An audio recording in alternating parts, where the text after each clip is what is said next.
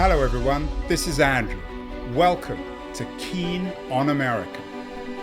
On July 4th, 2026, America will be 250 years old. An anniversary that will, no doubt, be greeted with a mixture of celebration, contemplation, and resignation.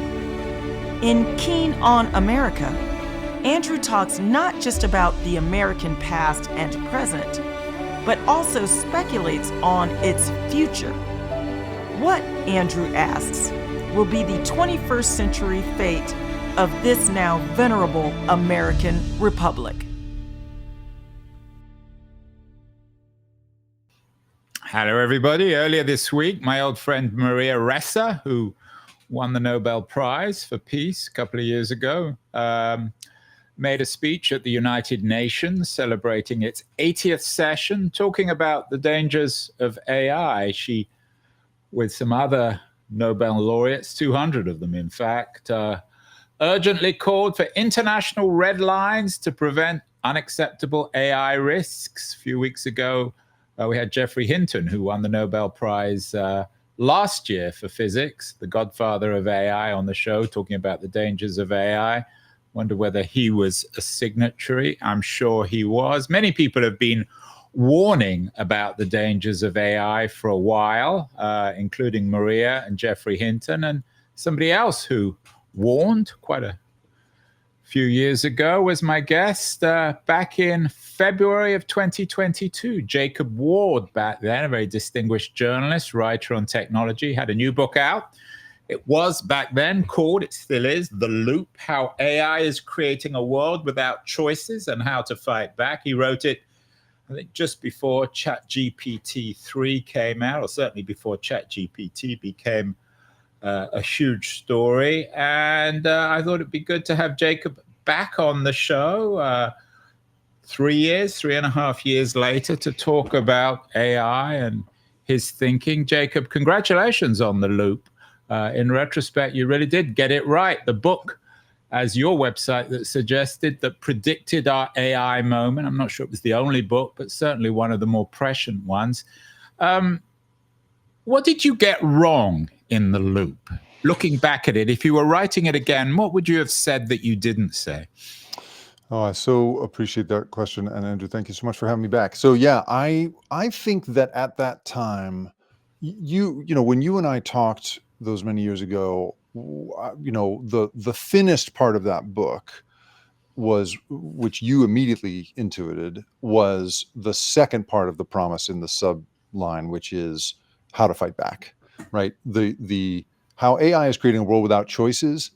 I feel like I got that pretty right.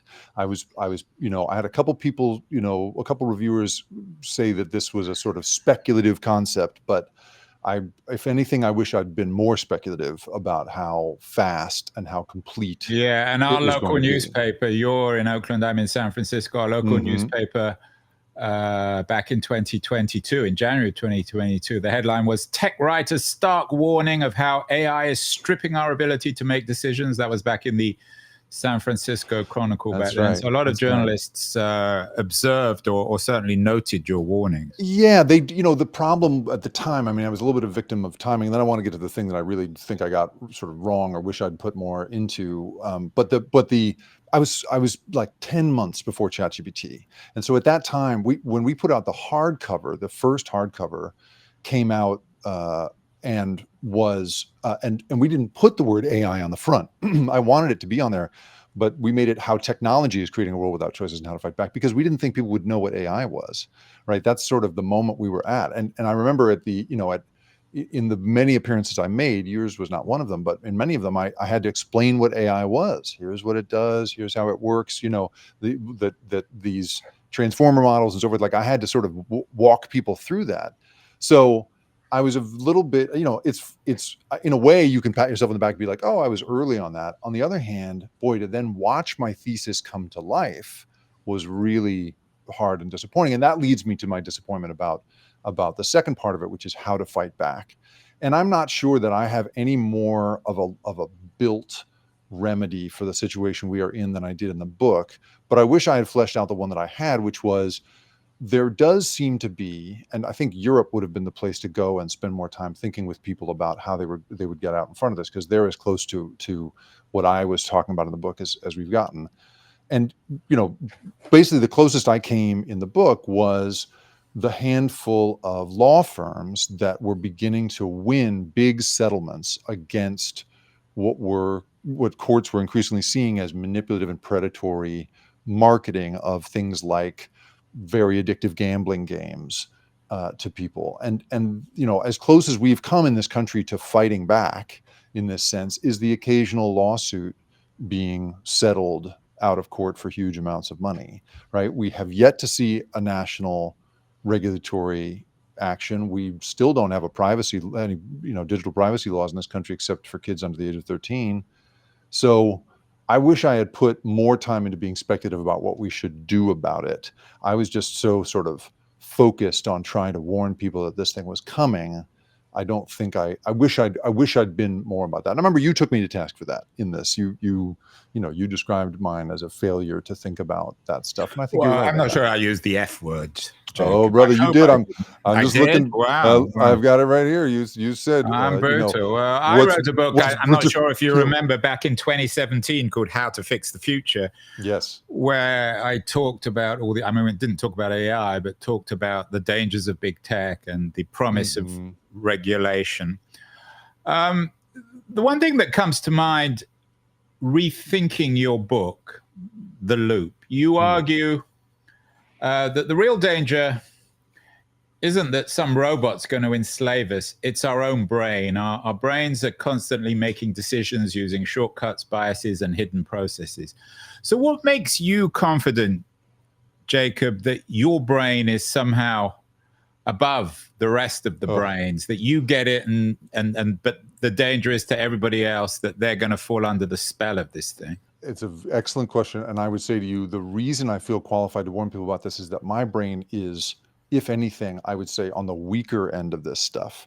I am so susceptible to this kind of stuff. I've spent a good chunk of a day today when I should have been prospecting for leads on the stories I'm writing, scrolling TikTok. I mean, I am, I had to. Well, it's quite productive. You've got 122,000 followers on TikTok. Yeah, I do okay on TikTok. But it's funny because it's one of the, I've forever longed to somehow be a bartender who doesn't drink, because I want to be able to post and interact without having to actually have the frickin' app on my phone, because I'm so terrible at it. My addictive tendencies are so strong. I had to quit drinking in 2016. My ability to my wife's out of town right now for a few days, and I inevitably wind up staying up till 2 a.m. because I can't control myself. I thought you were going to talk about some of your extracurricular. Yeah, no, thank God I don't go that deep. But I am. I look, this is the thing that I try to do in the book, and that I try to do in this moment, is not blame people for their inability to resist this stuff, because I think it is absolutely everybody's circuitry to be vulnerable to the idea that we want to outsource our decision-making to this stuff. That if you come along with a fancy looking, teletype system that will write your wedding vows for you, you are undoubtedly going to wind up using it. This is just how we are wired. We are not built to think things through every time. We're built to take cognitive shortcuts. That's what, all of the behavioral science has shown in the last 50 years. And so I don't consider myself, smarter or better than anybody else. I just happened to be in this moment at the time where I was doing a huge amount of reporting around behavioral science for a PBS show, and then doing a bunch of reporting around tech. Right. So in other words, you're a bartender with a history of yeah, certainly you're all too familiar with the bottle. And as you say, you have a remarkable career. You've been on television, Popular Science. You were editor of Popular Science. Yeah. Now you have a very popular podcast. So you know this stuff. And I have to note, Jacob, for people who are just listening, you have a wonderful image of a man walking on the moon behind you. Yeah. Well, what's the point of that? Is that a reminder that of our genius in technological terms, or is it a warning? It's funny. I choose these backgrounds depending on the conversation I have and depending on the mood I'm in. So sometimes I have one that's literally just like a ball of flame, right? If I'm in a raging kind of ranting mood. Today, because I really have felt I think I have felt like loneliness in this otherwise miraculous technological environment is kind of the intellectual theme I'm pursuing right now. I just feel like there is a real feeling on a lot of people's parts that we have been isolated in some way by the moment we are in, and there are these seemingly sort of inexorable, irresistible forces that make us, our individual efforts seem so small and pointless. And so there's something unconscious, I think, in there about that. Maybe it's because the man on the moon is on his own, doesn't have any friends. Yeah, that's right. He's there's nobody coming to help him, and there's something about, I think there's really this moment right now where, we're starting to see, especially at the biggest companies, one of the theses that I pursued in this book was that the incentive structure of big companies was just going to be to pursue AI wherever it leads and use it wherever they possibly could to cut out labor costs and to go forward. And for several years, a couple of years anyway, right after the book came out, people that I would speak to inside these big companies were like, no, this is about improving the work of the workers we have and freeing up some time so they can do better and more creative work. A Sam Altman take, in a sense. A Sam Altman take. And now we are really starting to openly see companies, there was a big bank in Singapore, for instance, that said, we're going to fire a lot of people. You've got the head of Salesforce saying, we're not going to hire any more of this category of person. Like, we are really starting to see, I think, knowledge work, replaced, or at least the ambition to replace it at an industrial scale in a way that I wish I had been wrong about. My wife, I may have mentioned this last time we talked, is a very senior person at Google. And last week, she had another unnamed, very senior person at Google over, and we were talking about kids and education. And this guy said, and he's seeing it from up above, he said, maybe not my daughter's generation who's just going to college, but their kids, there isn't going to be college, or there certainly be fundamentally changed college. And the idea of being educated for work will become a misnomer. So you may well be right. Jacob, so you were very generous to acknowledge that it wasn't a perfect book, and those are always the best books, the ones that are imperfect. What do you make of the last 3 years, since February, 3.5 years since we talked? We've had, as you know, the explosion of ChatGPT, of generative AI, of Anthropic, of Gemini, of XAI. What's your headline on the last 3.5 years of the history of AI? Yeah. Well, I think my headline overall is we will do whatever the market rewards is really what we have learned, right? That there was a lot of, when I was first thinking about this stuff, there were a lot of people sort of talking in this kind of,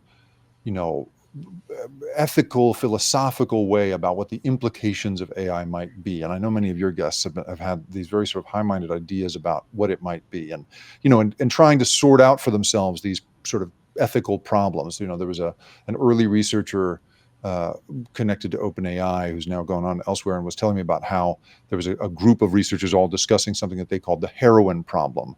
When was that Ilya? I can't name them, but this person basically said, we have looked at this and said, okay, if we're going to make the perfect AI personal assistant and you are addicted to heroin, what is it supposed to do? Is it supposed to get you off of heroin, or is it supposed to facilitate your addiction? And people were kind of working out, thinking about these problems that they realized AI was going to bring up.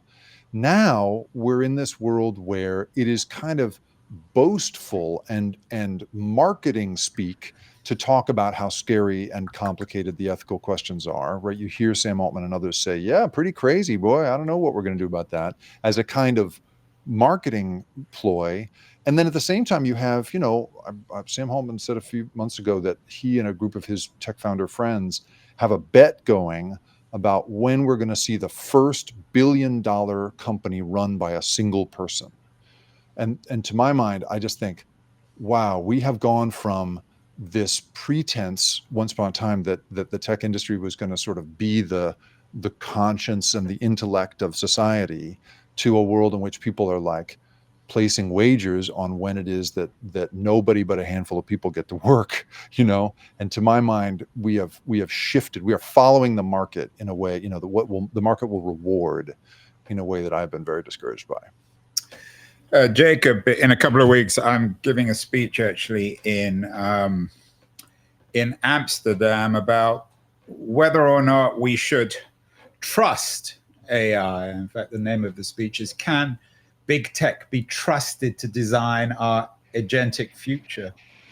You've always been rather suspicious of big tech. Are you more suspicious today in September 2025 as you were in February of 2022? I would say I am definitely more suspicious, or maybe just as suspicious. But but it's harder and harder to talk me out of it. I mean, I see the the ways in which we have some of the smartest people. One of the big fashions right now in tech and tech hiring is military contracts and government contracts.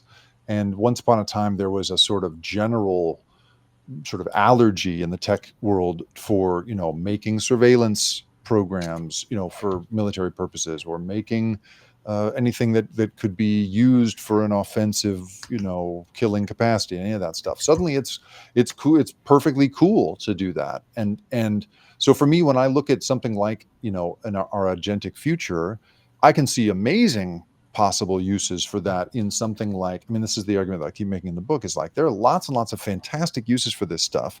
You could use agentic capabilities to match people who are living without shelter with the services they need, and book them the hotel room for that night, book them the long-term transitional care they need, book them the detox facility.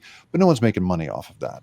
Instead, the idea that we're going to get into the fastest revenue maker we can, which is something like an agentic system that feeds a surveillance platform for Palantir for the in contract to the DoD. That's the stuff that I just think what is clear is this industry is, for the most part, not everybody, but for the most part, led by a lot of people who are happy to attend a Trump banquet and flatter him with praise, and in order to get their way. There aren't, I think, as many principles on display as we once saw, at least in the sort of marketing of who these people were going to be. Should we, Jacob, be encouraged by some of the principles being demonstrated? Anthropic comes to mind, for example. Certainly their marketing suggests that they're different in their response to, firstly, the existential dangers of AI, but also the Trump regime. Should we call these people out? You talked about resistance. Are they where the resistance begins, within the AI community, even within AI, within big tech? I mean, Anthropic, I use Claude, I like it. Seems a fairly reliable, coherent product. Good product. That's right. Should we admire Amadai and what he's doing at Anthropic? I think that the founding principles of that company were very promising, right? There's a lot of this idea of we're going to incorporate constitutional doctrine from these various founding documents and the Magna Carta and the human rights and the rest of it. They had a lot of things baked into the sort of the moral DNA of that company that I like a lot. On the other hand, we have seen Amadai saying that they need to make revenue, and that this is the thing, right? Any company doing these big foundational models has so much money to make back. Yeah, and the money is just, I mean, is that absurd. Something that's, I mean, it certainly shocked me, not in a moral sense, just in day-to-day economic terms, the numbers involved, the tens, hundreds of billions now that these companies not only are being valued at, but the requirement to feed their need to work. That's right. I mean, the capital expenditures for the AI industry, right? The tubes and the data centers and the servers accounted for 1/3 of the growth in GDP between last year and this year. We just saw NVIDIA is going to put $100 billion into OpenAI. I remember being blown away when 10 billion is what Microsoft was talking about investing in that company. Now we're at $100 billion of investment. So yeah, I mean, the money being spent, and to my mind, your principles will go so far, but once you owe your investors and or your shareholders or whoever it is for that incredible amount of money being spent, I think that your principles can get pretty squishy pretty quick. And so, the very few people that I see actually acting in a sort of form of resistance are the people who are trying to stymie the flow of the training data. So when I see, this is not, the person that I think about as a true sort of like fighting back against this is Meredith Whittaker, the president of Signal, the anonymous messaging app. Yeah. Her whole system, the whole point of that app is to make it such that your communications can't be handed over as training data. Like, that is her main focus right now. It starves her company of a huge revenue opportunity, I'm sure. And I think that it is a hugely, you have to really make a sacrifice to make that kind of decision. And while I hear a lot of good rhetoric out of Anthropic, they are considered the sort of the most, ethical of the companies. I think that they just owe an incredible amount of money, and they're going to have to make that money back. And I'll be curious to see what their principals do at that point. And it also brings new meaning to the title of your book, The Loop, because it is, I don't know if it's a doom loop, but it's an insane loop where if indeed NVIDIA is investing whatever it is, 100 billion in OpenAI, they create their own markets. And at what point, if at all, does this thing break? Then we do really have a profound crash, not just of the ecosystem of AI, but maybe of a broader economy, given that big tech is actually driving Wall Street. Now, how fearful are you that all this is a loop, a way in which all of these companies are feeding themselves, investing massive amounts of money, whether it's the billions Microsoft put into OpenAI, or the money NVIDIA put into OpenAI, or the money OpenAI is putting into other AI startups? It's all part of this same bizarre loop that seems to represent the classic characteristics in the long term of a crash. Yeah, that's right. I mean, so from a pure dollars and cents perspective, I worry a great deal about the centralization of, the handful of pillars that the American economy is increasingly resting on, right? And if one of them is going to be this one, and we still have, and it's still a product in which you can't tell if the thing's telling the truth or not.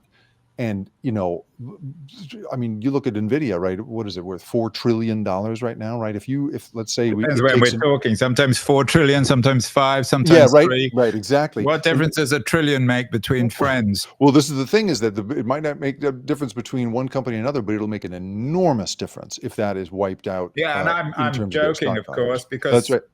a trillion or a couple of $1 trillion can actually change, and would drag all these other parts of the economy would be dragged down by that. So there's that part of it. But then I also think, I mean, the thing that I really am worried about is, you mentioned your dinner guest, talking about who will remain nameless, of course. Who will remain nameless, who can, saying that in 2 generations, kids won't need to be educated in the same way.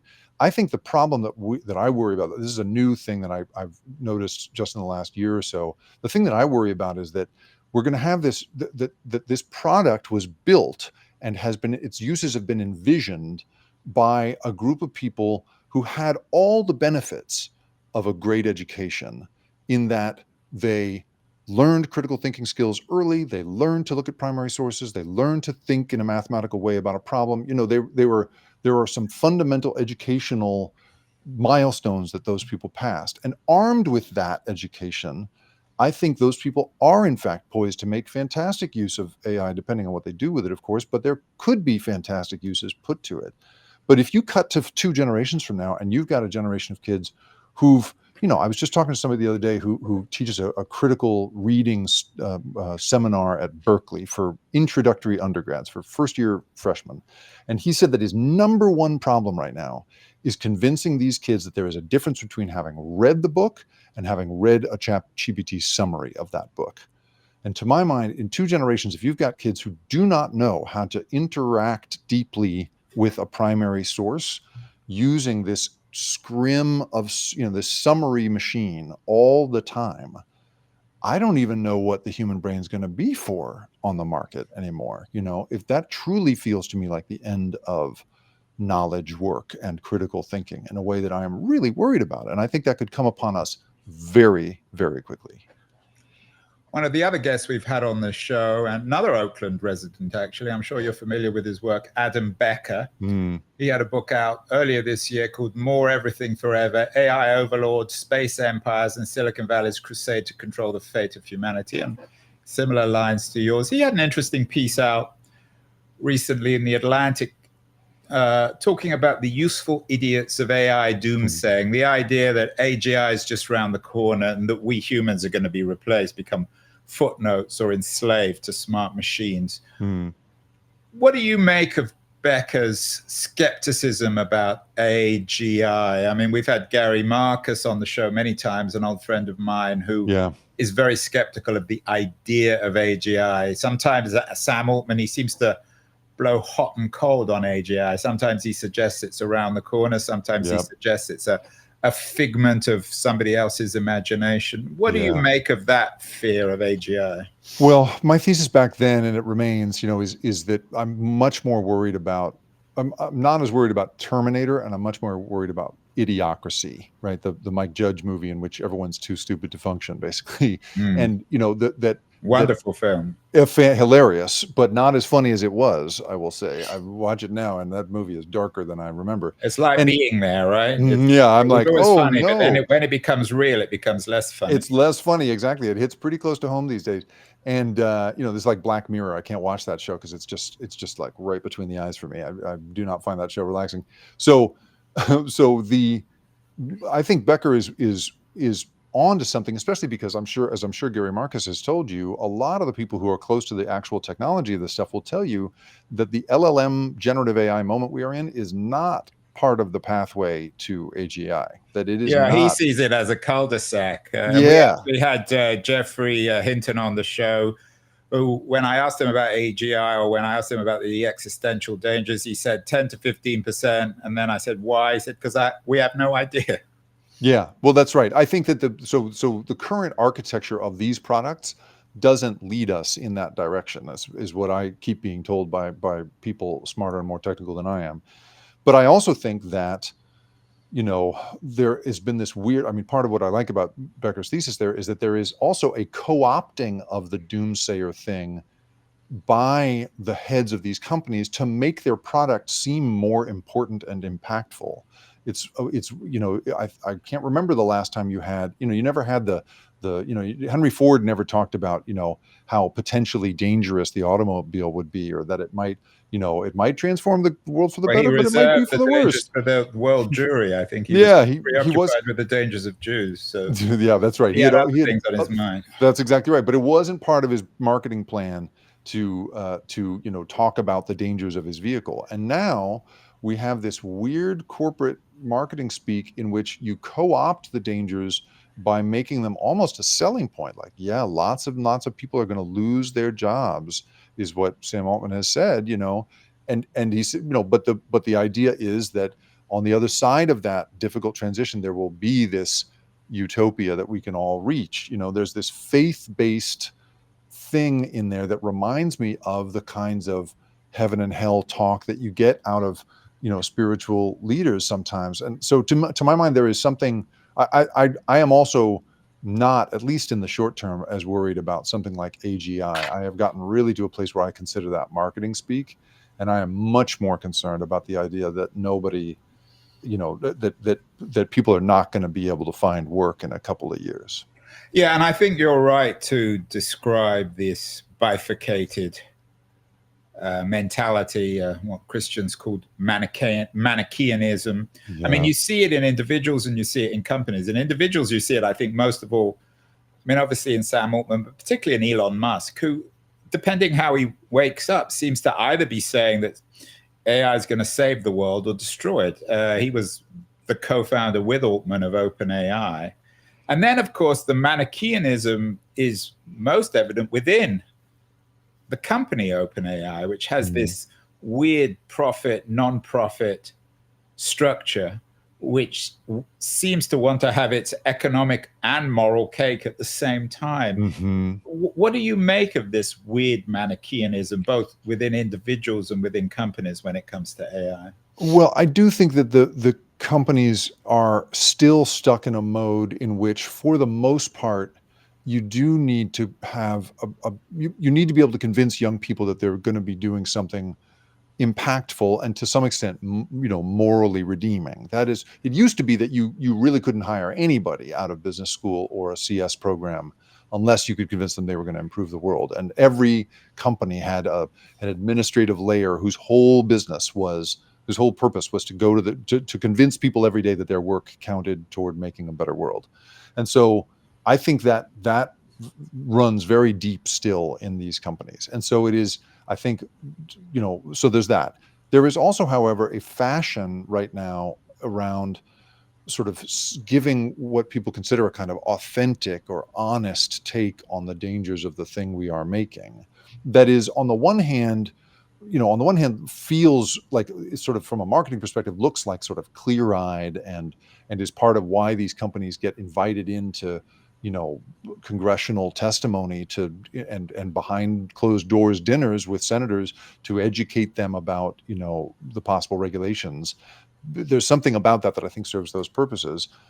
But I also think that the ability to talk about that sort of scary stuff is also a way of it feels to me like a cousin of this thing I've heard a lot. At one point, when I was thinking about what I was going to call the rip current at my podcast, I was going to call it NPC, non-player character, which is this term in Silicon Valley for people who don't count. That people will say, like, inside a company there are agents. Is, just to be clear, this is Jacob's very popular podcast, The Rip Current. Certainly worth subscribing for all keen on. I appreciate that. I really appreciate that. And so, I was going to call it NPC because I had heard over and over again that term used, non-player character, to basically describe the worldview of a lot of people at the tops of these companies who really consider themselves to be the kind of main characters of the plot, and everybody else is kind of a background actor, an NPC. And so for me, there's something about those leaders talking about the dangers of what they have created that feels to me more akin to, you should let us think about this stuff, and don't worry about how the NPCs feel about it. That's part of how I mean, you, and of course, I'm sure you've seen the movie Being John Malkovich, where we voyaged into the mind, the body of Malkovich. If we could voyage into Sam Altman, body and brain, what would we find? Would we find that there are two sides to Sam and they're continually struggling with one another? Or would we find a more Machiavellian architecture where he knows exactly what he's saying in order to satisfy one constituency or another? I don't want to be mealy-mouthed about it, but I've had one conversation with Sam Altman. I've read a huge amount about it, and I've listened to a huge amount of his public. I mean, I don't want to personalize it with Altman himself, but you talked the about these perspective, prominent tech people who are dominating the discourse and driving us forward, whether it's Sam or Musk or one of the others, or even the guys at Anthropic. How do they talk to themselves about it? Yeah, I do think that they consider, you undoubtedly know the former blogger and now sort of political, the neo-reactionary, whatever it is, Curtis Yarvin. Right? Yeah, that guy. Yeah. So his shtick about, and isn't he over in the East Bay too? Yeah, I've never met him, but he's supposedly in these parts as well. He, his for anybody who doesn't know, he sort of espouses this idea that there should be this kind of intellectual monarchy that runs things, and he has a huge number of fans in the upper strata of that world. The Mark Andreessens and the Peter Thiels and these guys are in theory kind of into his ideas, and I think that there is a vein of that runs through a lot of these people. That is, there are very, very smart people whose ideas should be allowed to drive the bus, and we may not know exactly where the bus is going, but we should be allowed to experiment, live with this stuff, and because clearly our great ideas are going to get refined over time and go further. I also think a lot of these people, because they came up in software, subscribe to the idea that over time scale solves your problems, right? The thing in software is the more people you put this thing out to, the more you're going to find the glitches and work them out. And those edge cases will become a smaller and smaller percentage of the whole. And over time, it'll get better and better and better until you're fine. But I think of AI as much more as like hardware, where the problems get compounded by scale over time. And I worry about that. So I think these guys think, well, there's going to be a huge amount of damage done, certainly in the short term, to our conventional economic systems and the way that labor works and capital works and blah, blah, blah, blah.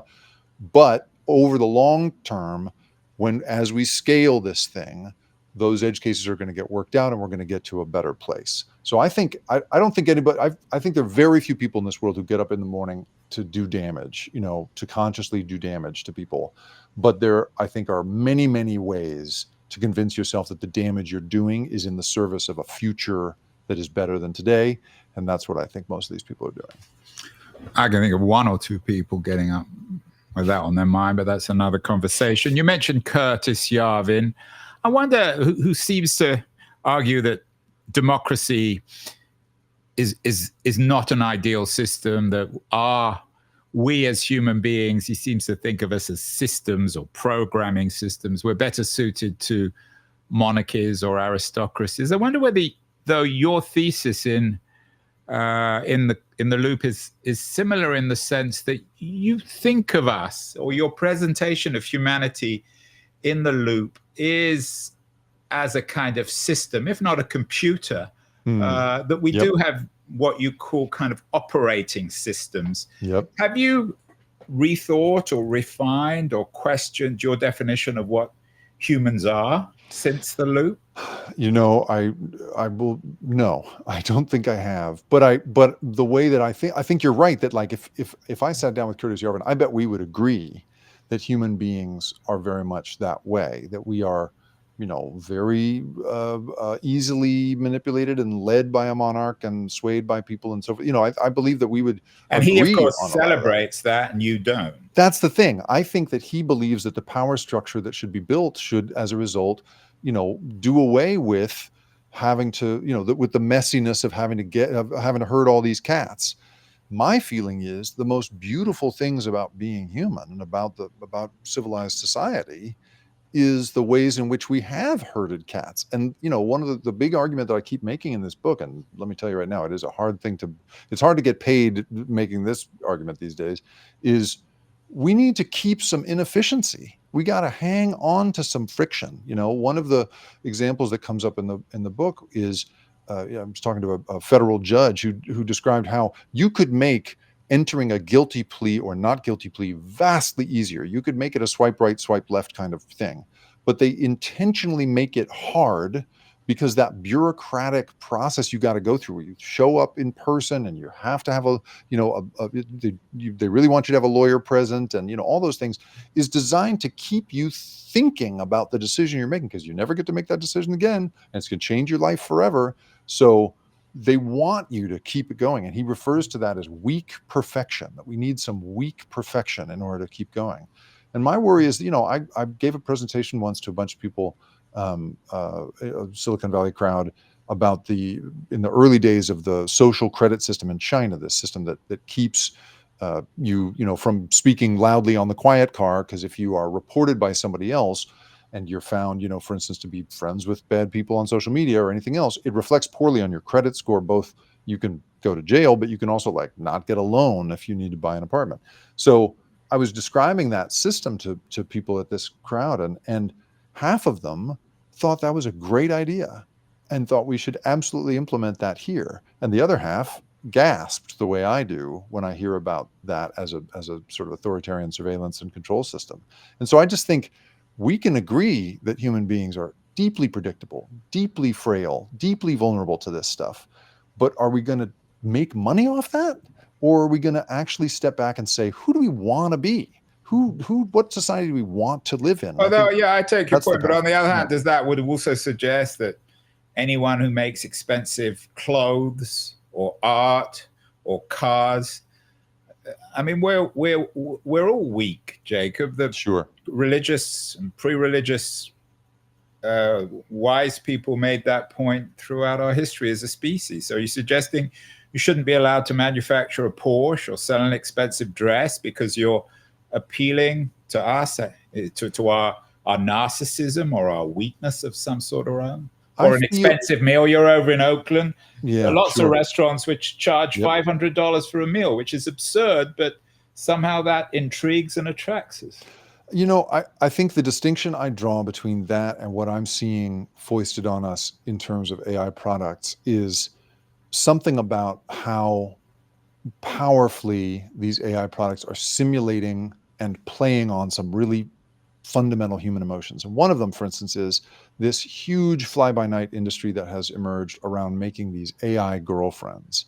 This always on, very sexualized chatbot, and in some cases video kind of response system that stands in for your companionship. And I've talked to people who use AI as a companion, as a friend, as a sort of personal cheerleader. But there are people who are truly like spending all of their romantic energies on these things. And to my mind, there's a difference in kind between, a temptation that is brought to you via marketing and, that you might go into a little credit card debt on, and, that is bad for you in these general ways, like a Porsche or something that you can't afford. There's a difference for me between that and something that is playing on the most basic systems in your brain, impersonating an irresistible emotional piece of circuitry and ensnaring you in that kind of way, especially one that starts out, there's a natural barrier in that a lot of people can't afford a Porsche. That is not going to be true with these systems, especially as people figure out revenue streams that are going to make it possible for you to, get ensnared by this thing and not have to spend any money to do it. So there's no weak perfection in that process. Whereas in something like marketing a Porsche, I think there is some.